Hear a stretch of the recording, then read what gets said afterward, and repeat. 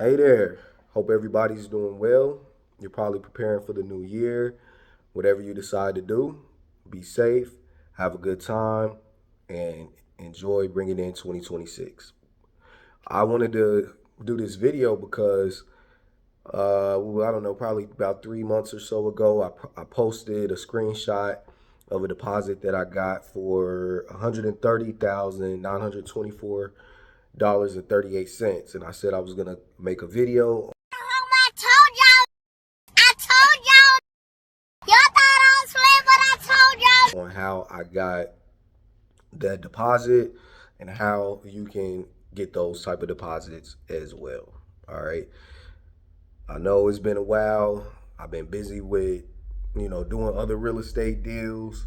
You know what I'm saying? You got, I have other, other businesses as well that I run and, just life in general. So I'm just now sitting down and, making the video. I plan hopefully in 2026, to do a little bit more content, in the new year, so we'll just see how that plays out. But at the end of the day, let's get into it. So the way that I got the deposit was from a home that I flipped, right?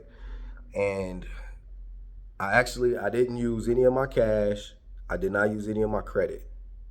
Not at all, right? And I know a lot of times people will say, "Oh, you know, you can flip a house, without cash and without credit." And a lot of times people, are left scratching their heads because they still don't really understand how to do it. So I'm gonna tell you guys how exactly I did that, right?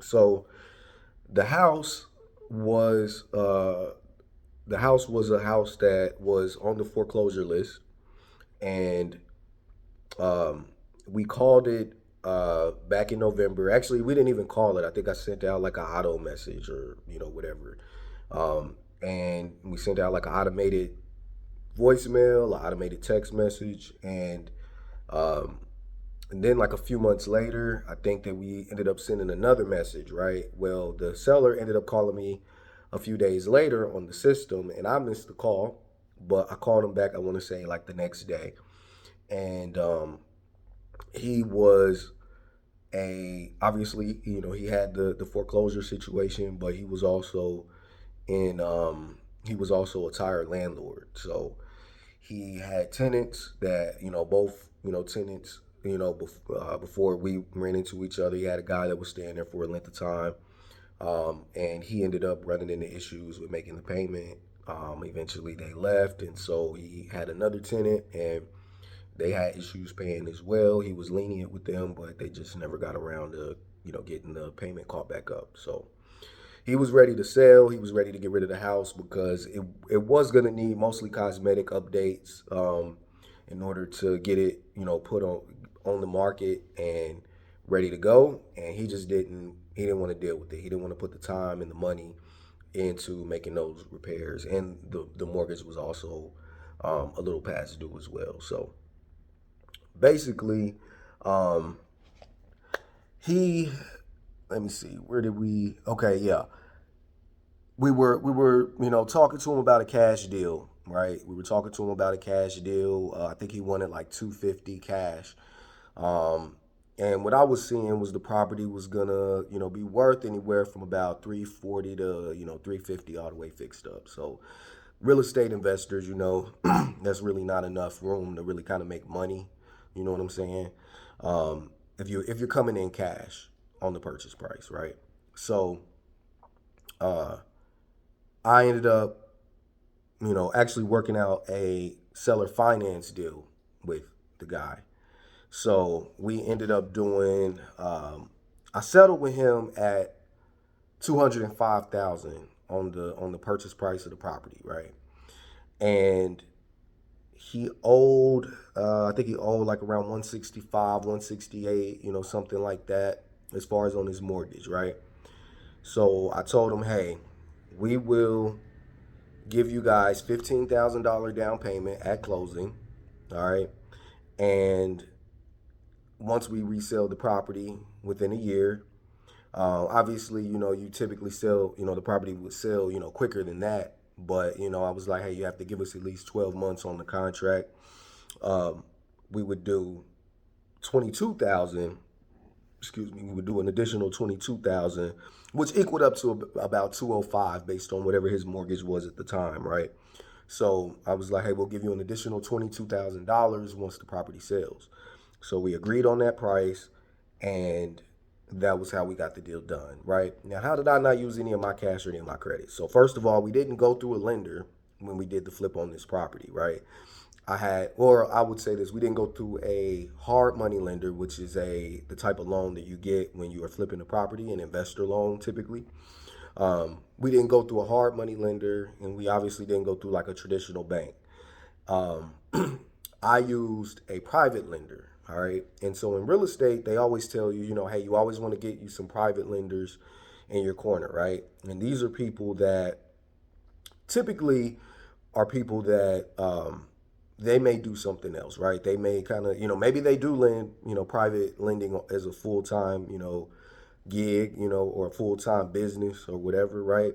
But a lot of times these are people that are in another industry, right? I mean, they could be doctors, they could be lawyers, they could be other business owners, but they're not in real estate, typically, right? Or they may be in real estate. Like I said, they may, maybe they do their own flips and stuff, but they are willing to private lend on, deals with you, right? Once, especially if they know how much money they can make, if they're well versed in how they can do these things, right? So I got a private lender because, my very first business was, I used to do collections and auto, recovery for some of the local dealerships and things of that nature. Well, at one point I was trying to sell that business, right? And I ended up, I basically was contacted by some individuals that wanted to purchase that company, right? And we ended up actually partnering on that company for about a year, maybe a year and a half, right? I was, supplying the software, the training, and all of that stuff, and they had agents, right? So they had agents to work the paper, and this is in collections, right? So we did that for a while, but I was mainly focused on real estate. So, after about a year and a half, we kind of, shut that down. Well, um, one of the guys that I was working with, um, on that business, he was like, well, he knew that I was in real estate, and he was like, well, what are you doing in real estate, right?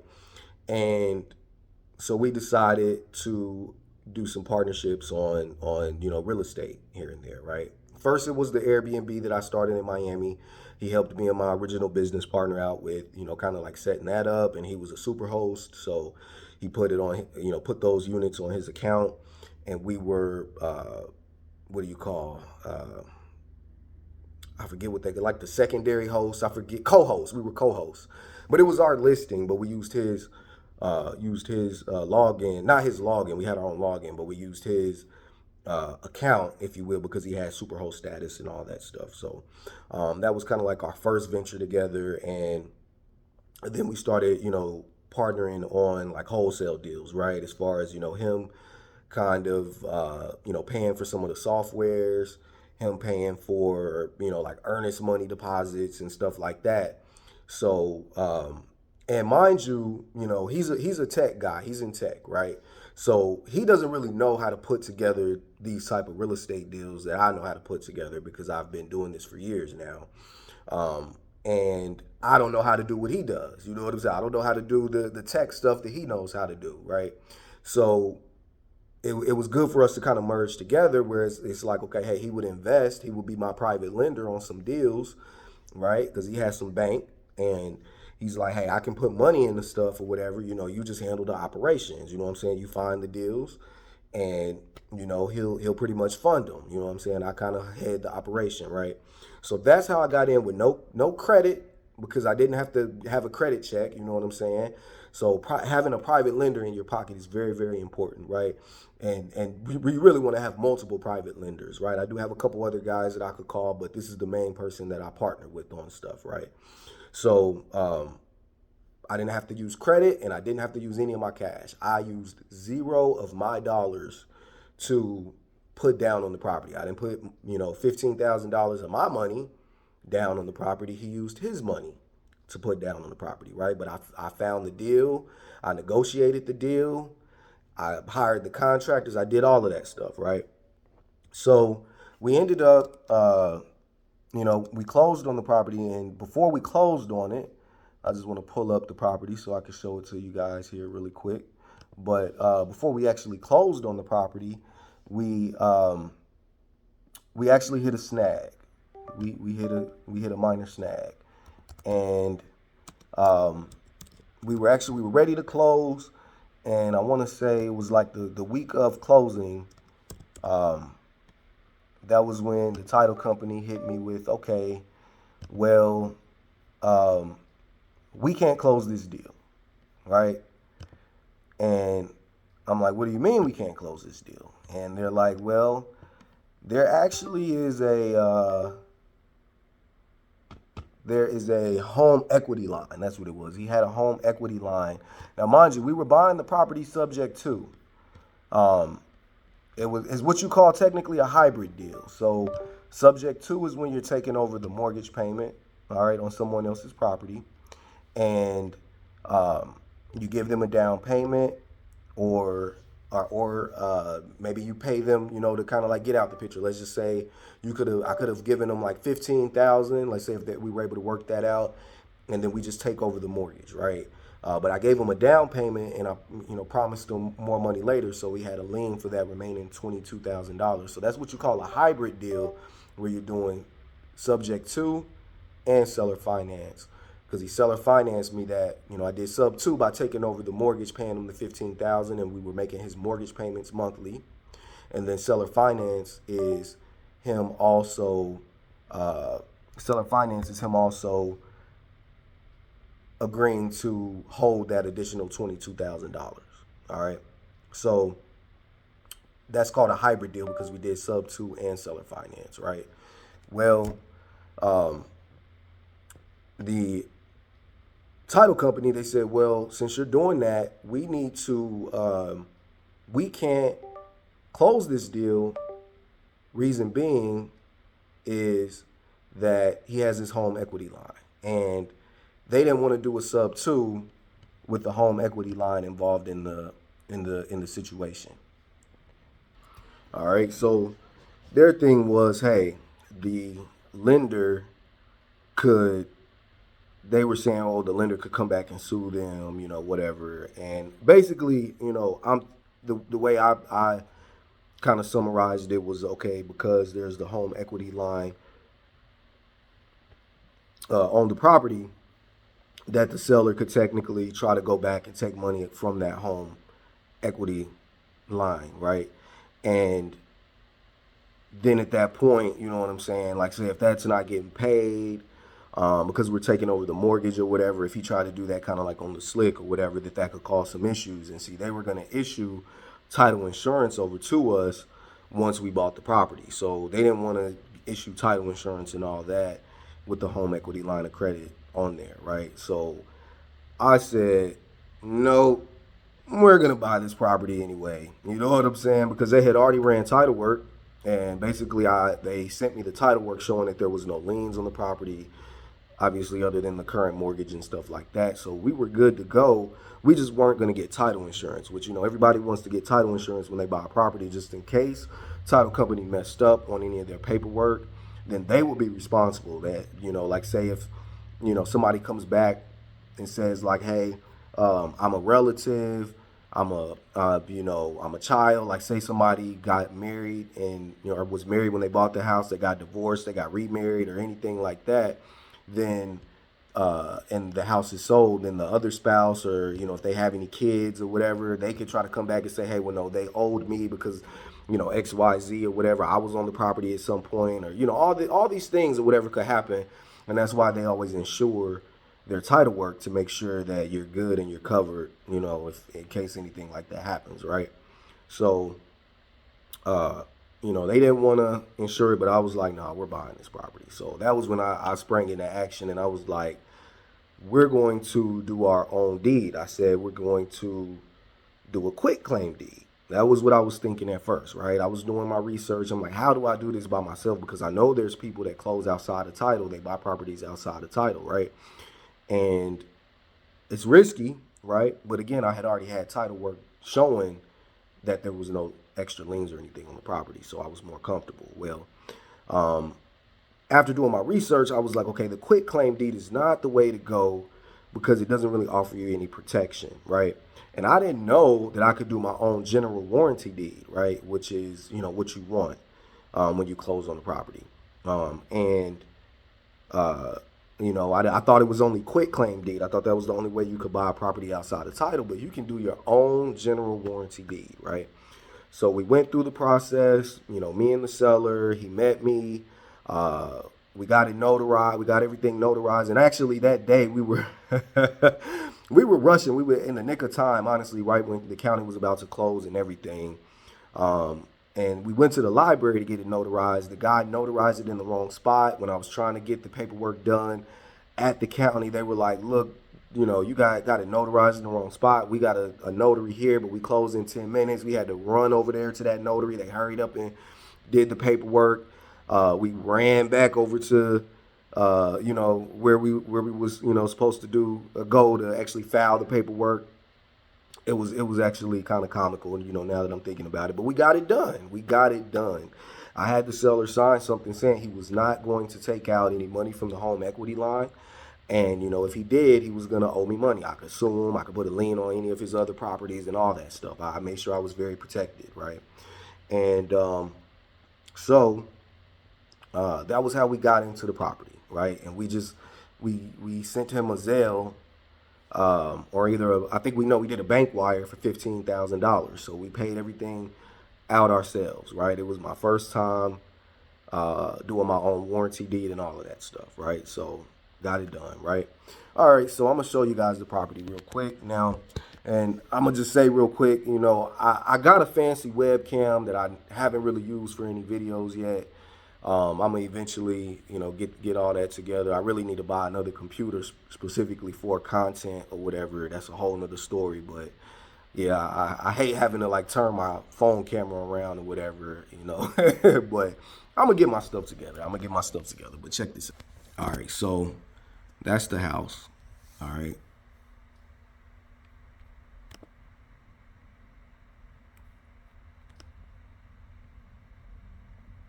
All right, and so, you know, we didn't really even have to do much to the kitchen, honestly. We didn't. We already had the appliances and everything in there. I did change all the hardware because they had some crazy looking hardware on those cabinets. I just changed them all to stainless steel, so that was technically a part of the flip. All right. Actually, let me make sure we're looking at all photos. All right, so that's the outside of the house. It was a decent sized house. It was like 2,350 square feet or something like that. It was per the owner, he said it was a 2014 bill, but on the tax roll it had 2013. I had those flowers put in. I ran this project, you know what I'm saying? Any changes that we made to the property, I was, you know, the one who implemented everything. So, and I had my landscaper that did my other property. She put those flowers in and kept cutting the grass or whatever. And yes, she is a lady. She's good, very good at what she does. But that's virtual staging. We didn't really have any furniture in the house. Let me see here. That floor, we definitely redid that floor. It was carpet, and we put in the vinyl plank flooring in there. We painted the home throughout. We painted throughout the house. I'm gonna be honest with you. We didn't really have to do a very extensive flip on the house. We didn't. All right. Let's see here. Virtual staging. That's the master bathroom. It had 5 beds, 3 baths. It was a decent sized property. All right. We redid the carpet throughout, so there was fresh carpet. They already had that picture up, and so we just didn't take that out. We kept that in the master bathroom. All right. Now, the pool, when we bought this property, was completely green. We had to replace the pump and have it cleaned out. That was actually a decent amount of money. I think that was like about $4,200 out of the budget. That deck, and as you see, this deck, which is really nice, it had fire damage. So I didn't mean to scroll past there, but yeah, that had fire damage. One of his tenants had ended up catching the deck on fire. He evicted them right after that. But and we painted this whole deck, so it was like kind of warped and nasty looking. We painted the whole deck, made it look nice. Look at that blue water. Look at that pool. Look at that pool. All right. All right. So that's pretty much the house right there. All right. That was pretty much the home. All right. And so again, we put that work in, and then we ended up putting the property back on market. Yeah, and then actually through a lot of the flip, I ended up staying, at the property because I was at the time I was living about 45 to 50 minutes away. So, being that I'm a full-time entrepreneur, I was just like, you know what, hey, I'm gonna go ahead and just kind of like stay over here. First of all, we got the hot tub, we got the pool. Once that was fixed, though, best believe I was up in that thing. But yeah, so I stayed, for the most part, at the property because I also wanted to oversee, the workers, because you hear stories about when people flip that, sometimes, people, they're kind of like just sitting on the clock, they're not really moving fast, and we really kind of paid per. We didn't really pay people like per hour, or anything like that. We just paid per, like, hey, you give me a quote on how, what it's going to take to get this fixed, and, we get it done. So, either way, let me say, so I also, I knew how to, like, get it listed, you know what I'm saying, with, without really kind of having to pay the agent, you know what I'm saying? If you know, you know. But, we did have to pay the buyer's agent, But at the end of the day, I'm not an agent, but I was able to get it listed on MLS and everything. So I had to also handle the showings and everything like that. I handled the showings, the marketing material, the photographer, all of that. You know what I'm saying? I did that. So I just kind of want to show you guys a breakdown of some of the expenses and stuff like that. All right. I'm not going to go through everything, but let's see here. All right. So as you see, these are all the things we ended up having to pay for. And it ended up being about expenses out of pocket. We were just shy of 60 grand, right? $59,449.46. That included our $15,000 down to the seller, mortgage payments that we made on the property, and HOA fees, cleaning the pool, lawn service, all of that stuff. All of that was included in that. And give me 1 second.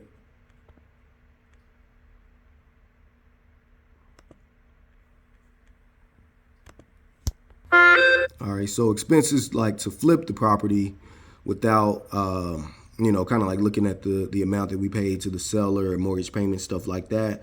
We put about $21,862.43 into the property as far as, updates and stuff like that. So we actually didn't come out that bad on the money that we put into the property. All right.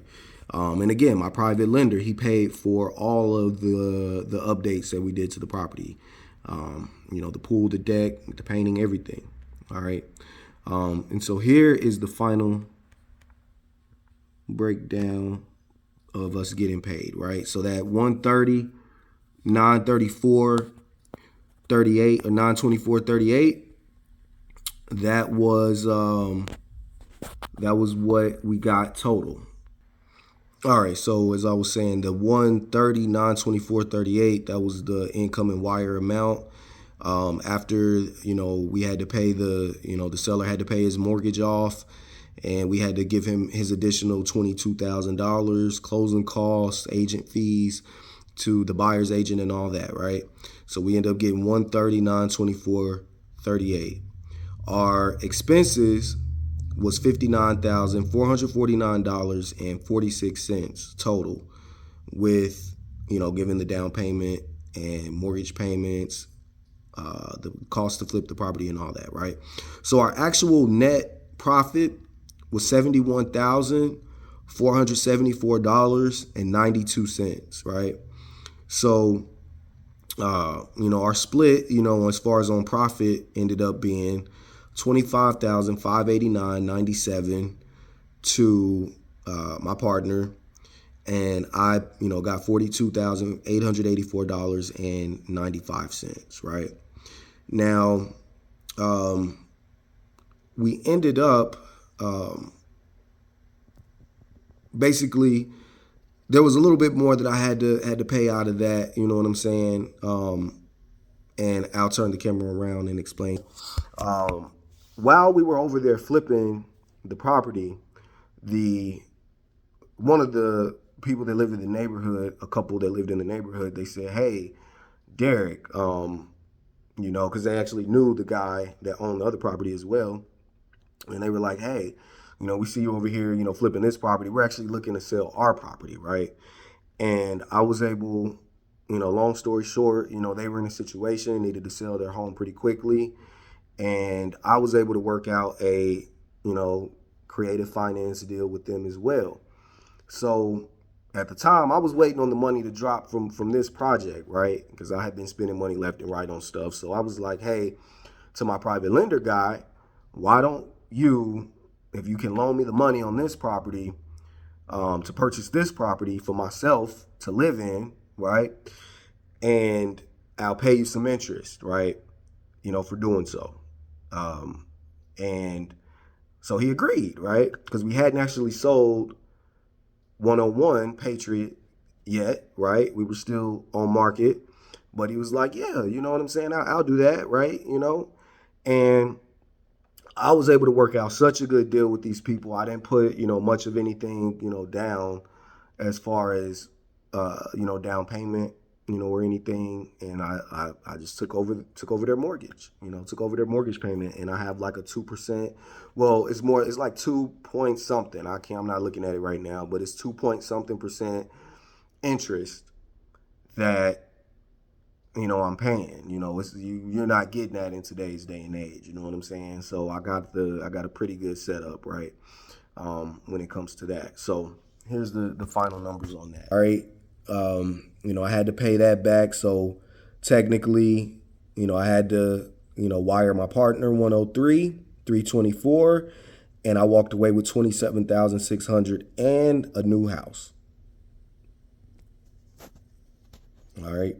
So you can see, having a private lender in your pocket works out very, very well.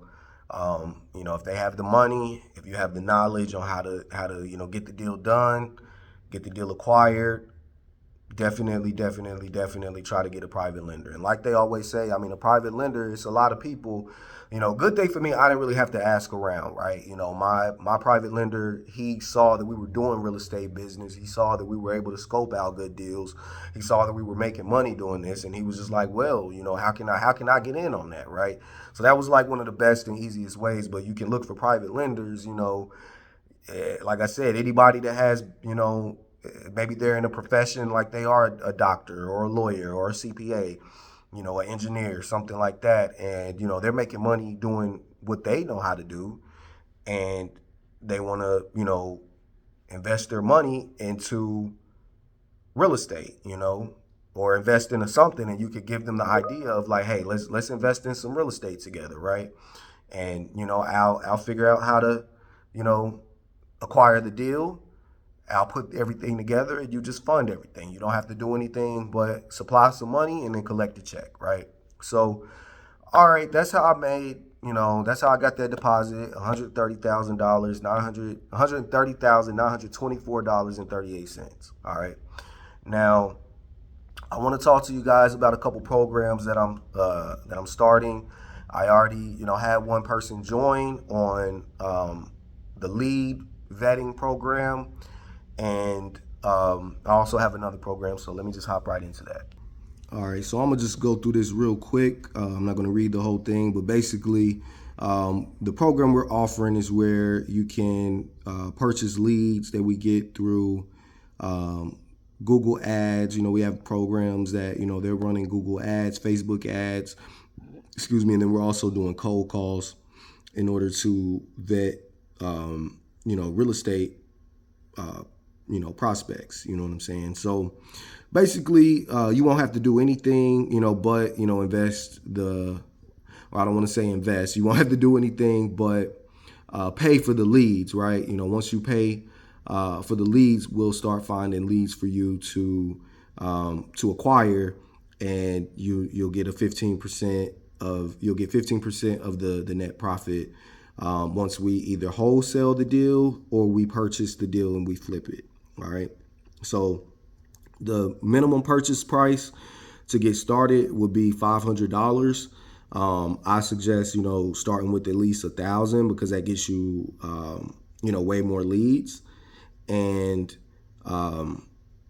basically, there's also going to be an admin fee of $100. So whether you start with the 500 or 1,000 or however much, you're going to have that $100 admin fee. For us, just because we're putting our time and energy into working the leads and doing all that stuff. So that's just really a small drop in the bucket. Let me see here. Refund on your first deal. So we're so confident you're going to make money. The $500 you spend on leads will be refunded to you on the first closed deal with the net profit over $5,000 that stemmed from the leads you purchased. All right. So, and most people that wholesale real estate, they know 5,000. Typically you're going to make minimum of that. Average about 10,000 per deal on a wholesale deal. So you'll still receive your 15% profit share on that deal as well as subsequent deals from leads that you funded. Right. So you're going to get your money back plus that 15% profit as well. All right. Let me see. Your purchases directed towards leads that have carefully been screened and confirmed to be motivated sellers. All right. The program is perfect for anyone looking to tap into the lucrative real estate market with a trusted partner and a truly hands-off approach. All right. And let me see here.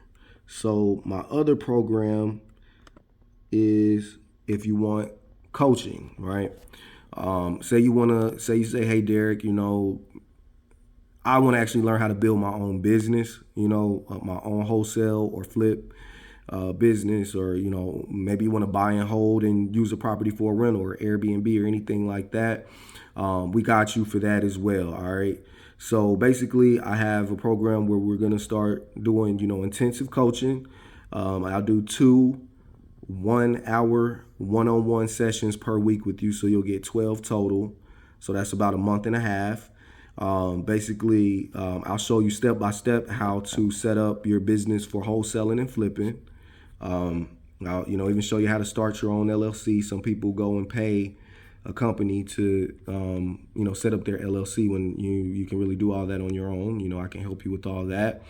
Deal sourcing, you'll learn exactly how to find distressed properties, and you'll learn how to structure cash deals and creative finance deals. Like I told you guys, the properties that I recently bought, the one that I recently bought and flipped that I showed you guys, where I got the big spread or whatever, that was a creative finance deal, right? And a lot of investors, I'm gonna be very honest, a lot of investors don't know how to do seller finance or subject to. They stick with cash deals, right? And they leave a lot of, deals on the table. Learning that information will take, to me, learning creative finance will literally change your life, right? It's how I bought my flip that I showed you guys, and it's also how I bought my home that I want to live in with the 2% interest rate. You're not getting a 2% interest rate no matter how hard you look on market right now, all right? And the game changer thing is we don't just tell you how to hire help. We hire your first virtual agent for you, and we'll pay their first month salary for you as well. We'll show you how to scale your team, and we'll also show you how to scale your team for the future as well, all right? So the investment to get started would be $3,000 to launch your career. Well, not launch your new career. I need to update that. It's really to launch your new business, because at this point, you're not necessarily going into a new career. You're stepping into a new business. You're being a business owner and an entrepreneur, all right? So contact me if you're interested in, either one of those programs. My cell number, 972-643-8565. Again, that's 972-643-8565. You can message me if you got me on social media. My My email is also info@buildinginvestments.net. Again, everybody have a happy new year. Be safe. And in 2026, let's get this money.